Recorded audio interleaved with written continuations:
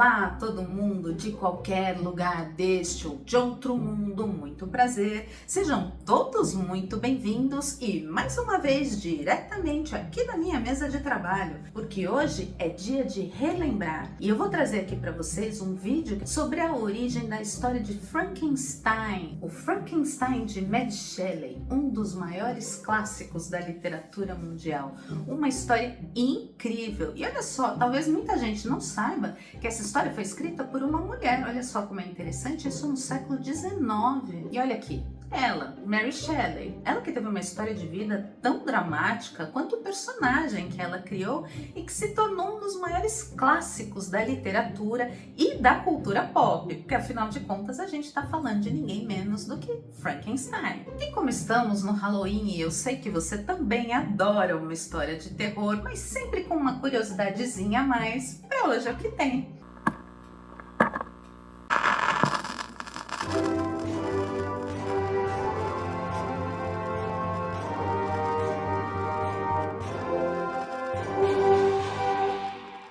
Outubro é tradicionalmente o mês da fantasia, mês das bruxas, do Halloween, do dia do Saci. E quem nos acompanha, com certeza vai se assustar. É quando pregamos sustos e brincamos de mistério, revivendo contos de horror e personagens assustadores da ficção e do folclore. Um bom susto nunca faz mal, desde que bem original. Vampiros, múmias, lobisomens, animais encantados, feiticeiras e zumbis. E entre eles, com certeza você conhece Frankenstein, um ícone da cultura pop internacional. O primeiro mito dos tempos modernos, mas pode ser que você pense se tratar daquele ser assustador feito a partir de remendos humanos.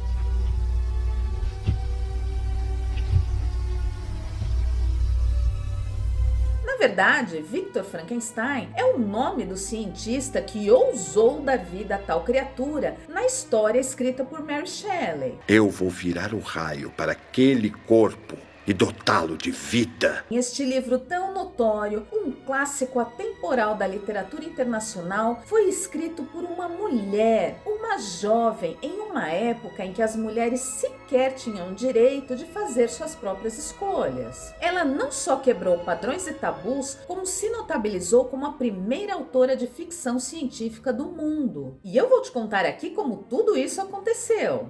Está tudo pronto? Está! Mas antes de percorrer o caminho de lutas e glórias de Mary Shelley, já deixa aqui aquele seu like de sucesso e compartilha este vídeo com seus amigos que também adoram boas histórias. E se inscreva no canal para que ele possa crescer e mais pessoas cheguem a esta conversa.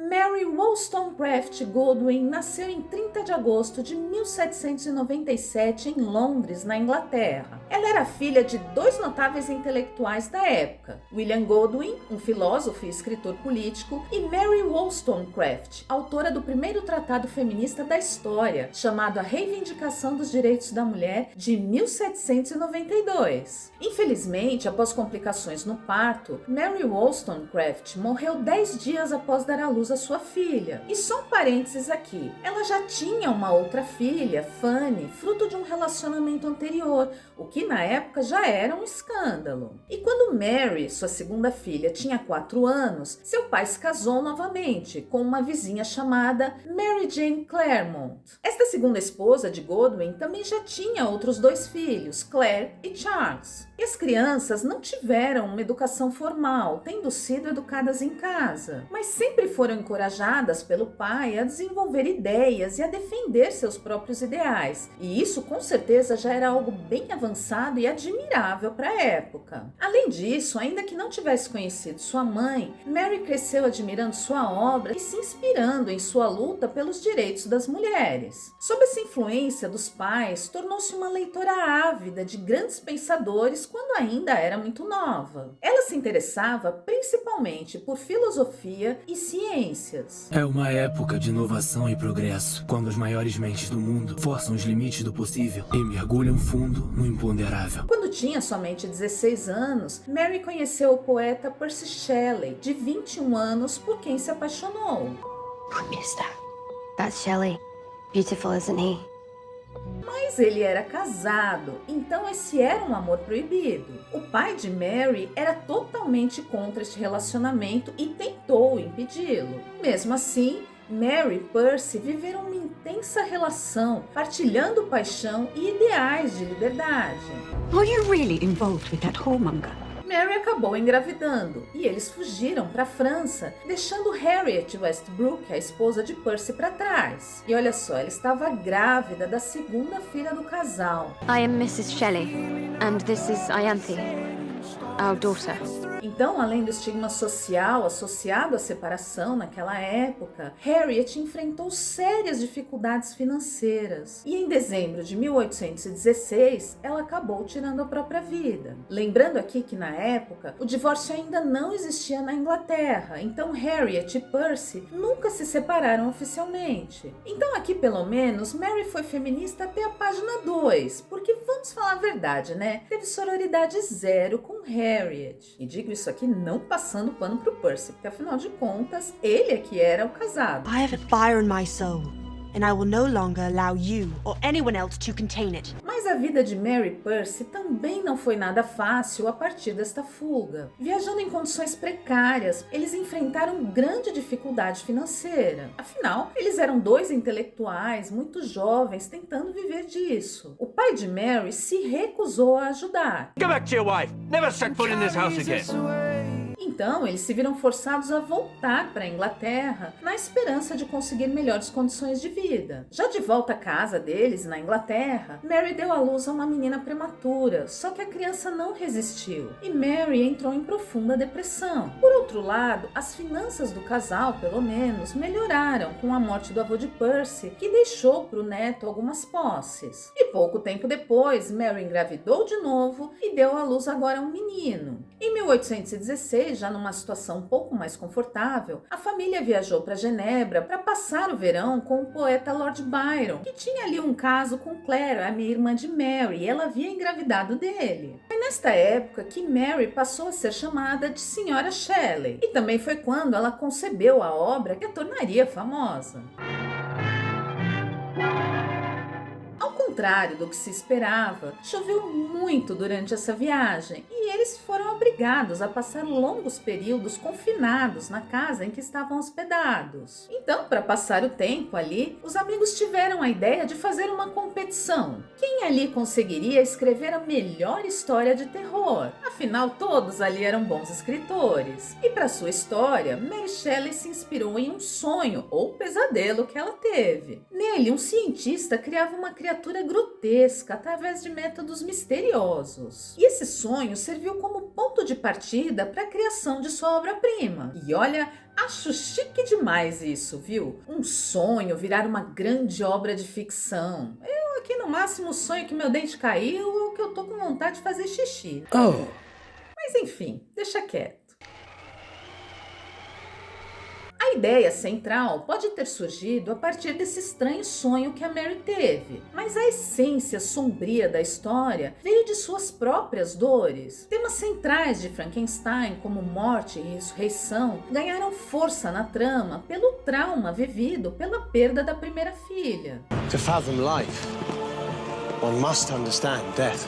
Outras influências também contribuíram para a concepção de Frankenstein. Mary Shelley era uma intelectual e estava completamente envolvida em questões abordadas pela ciência da época. Ela se interessava particularmente por teorias de animação de corpos através da eletricidade galvânica. Porque sim, isso era algo que se especulava na época.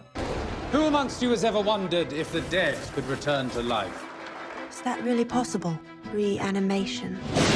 What if that which we call our life force is nothing but electrical energy? Em Frankenstein, há também influência de outras obras literárias importantes, em especial de Paraíso Perdido, de John Milton, publicado em 1667 e que conta a revolta dos anjos que foram expulsos do céu. Esses anjos planejam vingança, mas como não conseguem atacar os domínios de Deus, se voltam contra a maior criação dele, a humanidade. E foi a partir desta história que Mary Shelley teve a ideia de dar à sua obra o subtítulo O Prometeu Moderno. Porque, para quem não sabe, o nome do clássico de Mary Shelley é Frankenstein ou o Prometeu moderno. É que ninguém usa assim completo, né? A gente conhece sempre só como Frankenstein ou Frankenstein de Mary Shelley, como um selo de garantia de obra original. It is my story. Prometeu era um titã, uma raça de gigantes que dominava o mundo antes da humanidade. Ele desafiou os deuses ao roubar o fogo sagrado do Olimpo e o entregar aos humanos, abrindo o caminho para o conhecimento e o desenvolvimento da tecnologia. Para a humanidade, isso foi uma bênção, mas os deuses não aprovaram a atitude de Prometeu e o puniram severamente. Zeus considered it a betrayal. Ele foi então acorrentado a um rochedo para que uma águia devorasse constantemente o seu fígado, que sempre se regenerava, para que ele pudesse sofrer o mesmo destino no dia seguinte, no outro e no outro por toda a eternidade. My only crime was helping mankind. Então, aqui na conexão de Mary Shelley, o cientista Victor Frankenstein roubou a chama da vida que pertencia somente a Deus para tentar reviver os mortos. E assim como Prometeu, também foi punido por sua ousadia, porque a criatura gerada por seu experimento se tornou uma terrível abominação, uma grande ameaça.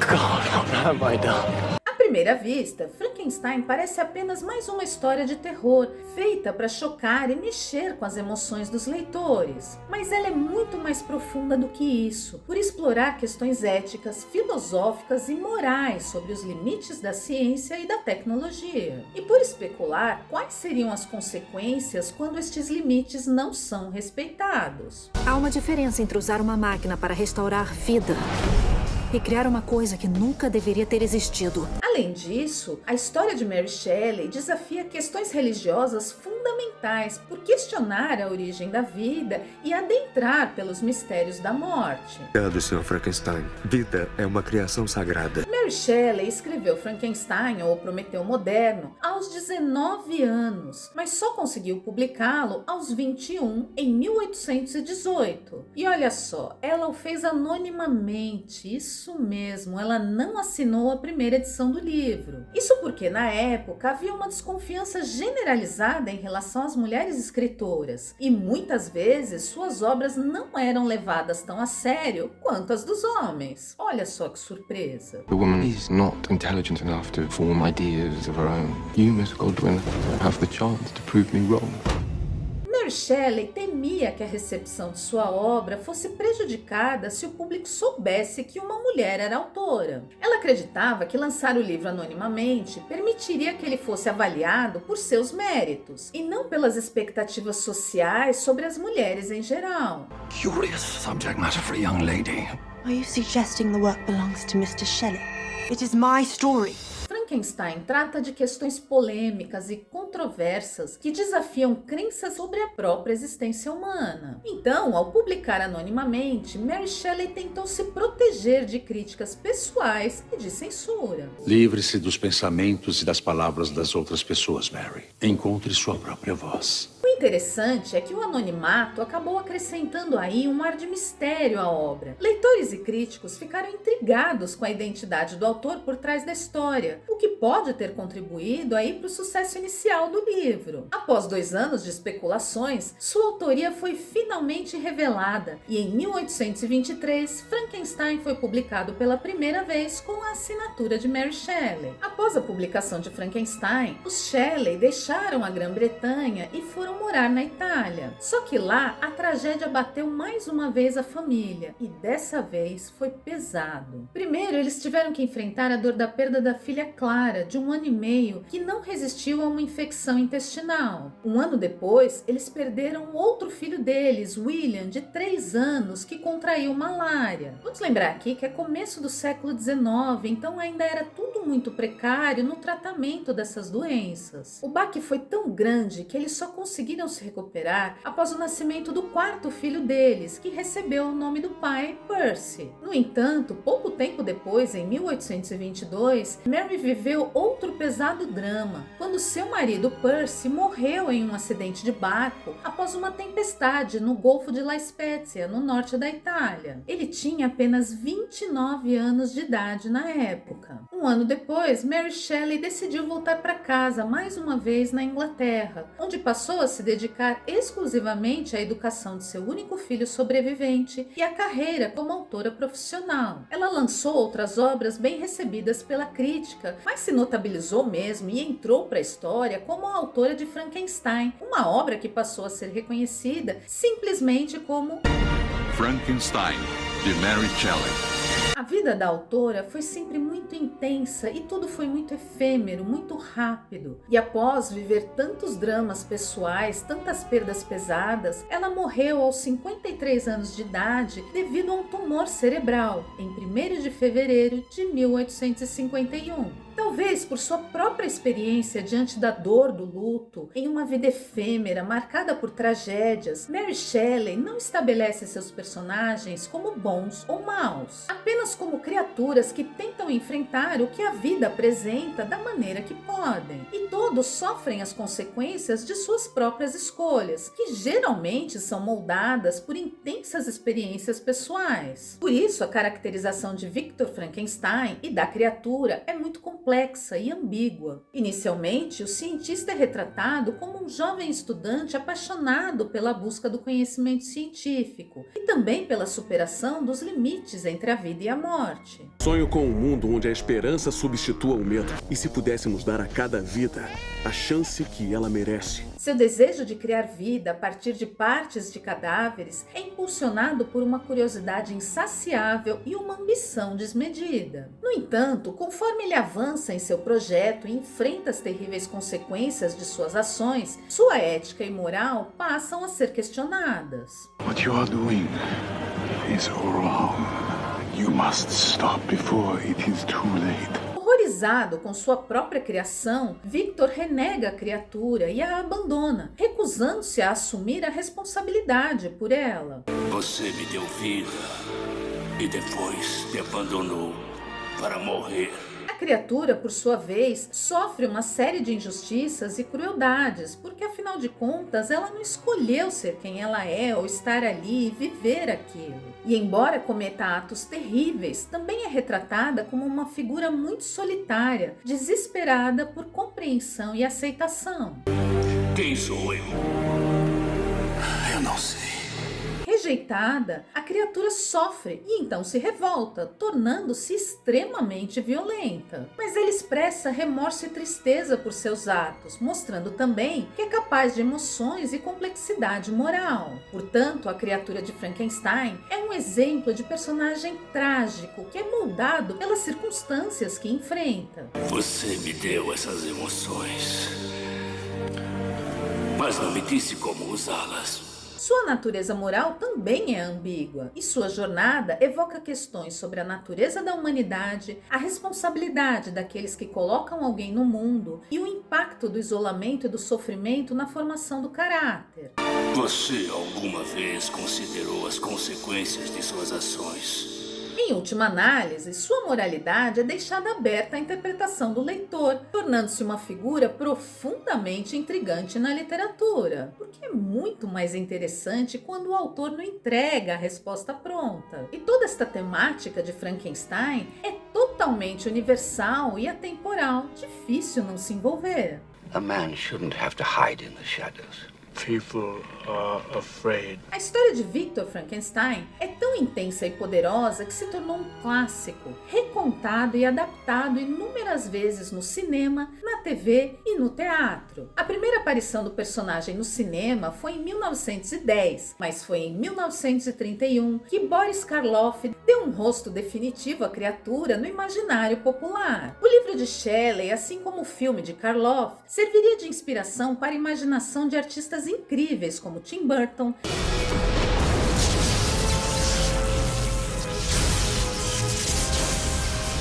Clive Barker, Wes Craven, Mel Brooks, Alice Cooper e Roger Corman. As referências estão em inúmeras obras importantes, como nos monstros da Universal Studios e da Hammer Films, na comédia musical de horror The Rocky Horror Picture Show, em filmes como Reanimator, inspirado nos contos de Lovecraft, em álbuns como Yellow Submarine, no universo das HQs da Marvel e da DC Comics, em games como Castlevania e em séries como desenhos clássicos de A Família Addams e Scooby-Doo. E esta influência na cultura pop contemporânea também é um legado importante. Prova de que Frankenstein se mantém culturalmente relevante e muito lucrativo. Nada mal para um clássico de 200 anos. Está vivo! E para hoje é o que tem. Está vivo! Seja muito bem-vindo ao nosso canal, puxa uma cadeira e entra na conversa. Comenta aí se você já sabia a origem do clássico Frankenstein e da autora desta obra. É bem interessante e assustadora, né? E me fala se você leu o livro de Mary Shelley e o que achou dele. Me conta aqui que eu quero saber. Agora, aproveita, curte este vídeo porque eu sei que você gostou, se inscreve no canal e compartilhe. E não se esqueça de ativar o sininho aqui embaixo para receber as notificações e a gente poder se encontrar mais vezes por aqui. Meu nome é Ana Bernardinelli, eu tô indo, mas eu volto. Beijo, tchau!